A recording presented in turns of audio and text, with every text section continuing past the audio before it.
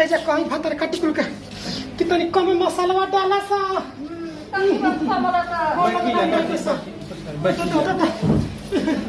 तो नहीं चेक कर देखो तो क्या फंदा आता है अब ना खराब कोई लगाड़ी फिर बोले भातर काटी हमरे के बिहार से आओ पैसा मसाला कम ले फरिया दुआरे बिके तो लगे 5 गांव के लोग के जनावे बड़ा कोहरा तरी भाव बना के का कहलु या ए बाबू साझवा तनी मन करबे न भाई कटहर का सब्जी खाए के कहूँ अपनी नतिया से